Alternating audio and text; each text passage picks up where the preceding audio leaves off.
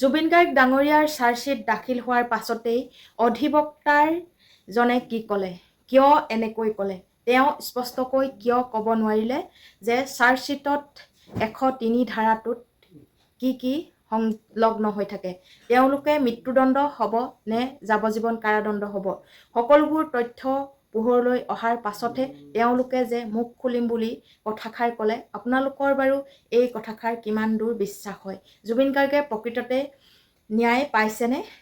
শুদ্ধমতে তেওঁ চাৰ্জশ্বিট দাখিল হৈছেনে?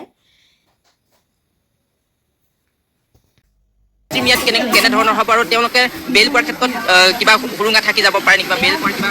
আপুনি ইনভেষ্টিগেশ্যন ষ্টেজত আৰক্ষীয়ে 103 BNSৰ ধাৰাটো এই গোচৰটো সন্নিৱিষ্ট কৰিলে। 103 ধাৰাটো আগৰ যি IPC আছিল তাত 302 IPC ধাৰাটো লেখীয়া, অৰ্থাৎ মাৰ্ডাৰৰ ধাৰাটো সন্নিৱিষ্ট কৰিছিল ডিউৰিং ইনভেষ্টিগেশ্যন। এতিয়া চাৰ্জশ্বিটত আৰক্ষীয়ে কি ধাৰা সন্নিৱিষ্ট কৰে সেইটোতো মই অৱগত হ'ব নোৱাৰিম, সেইটো আপুনি আৰক্ষীক প্ৰশ্ন কৰক, আৰু আৰক্ষীক আজি প্ৰশ্ন কৰাতকৈ কালিতো সকলো কথা ৰাজহুৱা হ'বই। সেইবাবে কালিলৈ আমি অপেক্ষা কৰোঁ। জল্পনা কল্পনা বন্ধ পৰিব কালি। খালি এটা কথা ঠিক, নিশ্চিতভাৱে 103 IPCৰ ক্ষেত্ৰত ট্ৰাইলৰ অন্তত যদি এজন ব্যক্তি আপোনাৰ দোষী সাব্যস্ত হয়, মৃত্যুদণ্ড বা যাৱজ্জীৱন কাৰাদণ্ডৰ বিধান আছে। মানুহে ভাবি আছে 103 ধাৰাটো যিহেতুকে গোচৰটোত লাগিছে, গতিকে আদালতত যিখন চাৰ্জশ্বিট দেখিব, সেই চাৰ্জশ্বিট দাখিল কৰাৰ সময়তো সেই ধাৰাটো অক্ষুণ্ণ থাকিব পাৰে নে সেই ধাৰাটো কেতিয়াবা নাথাকিবও পাৰে? নিশ্চিতভাৱে এই ধাৰাটো সন্নিৱিষ্ট হোৱাৰ সম্পূৰ্ণ সম্ভাৱনা আছে।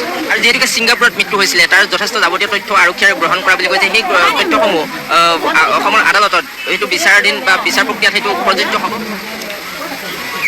আমি আপোনাৰ প্ৰশ্নটোৰ উত্তৰ এনেধৰণে দিওঁ, চাৰ্জশ্বিটৰ প্ৰতিলিপি আমি পাই লওঁ, তাৰপিছত বিতংভাৱে ইয়াৰ লগত আপোনাৰ লগত আপুনি প্ৰশ্ন সুধিলে তাৰ সেইখন আপোনাৰ যেতিয়া চাৰ্টিফাইড কপি আমি পাম তাক অনুধাৱন কৰিম, আৰু তাৰপিছত আপোনাৰ প্ৰশ্নৰ উত্তৰ দিব। নমস্কাৰ বন্ধু বান্ধৱীসকল, কি খবৰ? আপোনালোকৰ ভালনে বাৰু? আচলতে জুবিন গাৰ্গ ডাঙৰীয়াই প্ৰকৃততে ন্যায় পাইছেনে? জুবিন গাৰ্গ ডাঙৰীয়াই প্ৰকৃততে চাৰ্জশ্বিটখন শুদ্ধমতে পাইছেনে? 103 ধাৰাৰ অধীনত যিটো ধাৰাৰ লগাইছে, সেই ধাৰাটোত আচলতে যিকেইজন দোষী তেওঁলোকে কি শাস্তি পাব? মানুহৰ মনত বহু খুৰ ধুৰণি লাগি আছে। সেই খুৰ ধুৰণি ভাঙিবৰ বাবে এজন অধিবক্তাই আচলতে সকলোবোৰ ভাঙি পাতি ক'লে, আৰু সেই ধাৰাটো হৈছে 103 ধাৰাত তেওঁলোকে যাৱজ্জীৱন কাৰাদণ্ড নহ'লে তেওঁলোকৰ মৃত্যুৰ দণ্ডৰে দণ্ডিত হ'ব। আৰু সেই ধাৰাটো প্ৰকৃততে তেওঁলোকৰ লগোৱা হৈছেনে? সঠিকভাৱে তেওঁলোকৰ সাক্ষী প্ৰমাণ পাইছেনে? সকলোবোৰ কথা কিয় খুলি ক'ব নোৱাৰিলে আজি অধিবক্তাৰজনে? আমাৰ অসমবাসীৰ মনত যিটো সন্দেহ হৈছিল, সেই সন্দেহৰ মাজলৈ আকৌ এবাৰ ঠেলি দিলে নেকি জুবিন গাৰ্গ ডাঙৰীয়াক?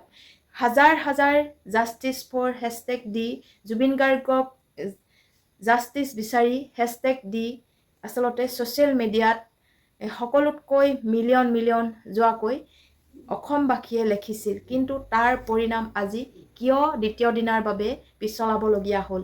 কিয় চাৰ্জশ্বিটখনত আজি স্পষ্টকৈ ক'ব নোৱাৰিলে অধিবক্তাৰজনে? আমাৰ অসমবাসীৰ মনত ডাঙৰ প্ৰশ্ন। আপোনালোকক মই আগত ভিডিঅ'টো লগাই দিলোঁ, আৰু সেই ভিডিঅ'টো শুনি নিশ্চয় আপোনালোকে গম পাইছে যে অসমবাসীৰ আগত কিয় অধিবক্তাৰজনে পোনপটীয়াকৈ ক'ব নোৱাৰিলে, আৰু 103 ধাৰাটোৰ আচলতে দোষী সেই দোষীয়ে হাৰি যাব নোৱাৰে, তেওঁলোক হয়তো যাৱজ্জীৱন কাৰাদণ্ড হ'ব, নাইবা তেওঁলোকৰ মৃত্যুদণ্ডৰে দণ্ডিত হ'ব, সেই কথাষাৰ প্ৰকাশ কৰিলে। কিন্তু কাৰ নাম সাঙুৰ খাইছে, কোন এই 103 ধাৰাত দণ্ডিত হৈছে আৰু 105 ধাৰাত দণ্ডিত হৈছে, এইসমূহ মুকলিমূৰীয়াকৈ প্ৰকাশ কৰিব ইতিমধ্যে নোৱাৰিলে। সেই গতিকে আমাৰ অসমবাসীয়ে পুনৰ সন্দেহৰ আৱৰ্তত সোমাই পৰিছে। আচলতে এই যিখন চাৰ্জশ্বিট বা এই যি ন্যায়, সেই ন্যায়টো প্ৰকৃততে জুবিন গাৰ্গে পাইছেনে, আৰু গৰিমা বৌৱে পাইছেনে, বা গৰিমা বৌৱে এই জুবিন গাৰ্গৰ ন্যায় পাবনে? সেয়ে অসমবাসী আকৌ সন্দেহৰ মাজত সোমাই পৰিলে। সেয়েহে মই আপোনালোকৰ আগত এই ভিডিঅ'টো আগবঢ়ালোঁ। ভাল লাগিলে লাইক, কমেণ্ট আৰু শ্বেয়াৰ কৰিবলৈ নাপাহৰিব।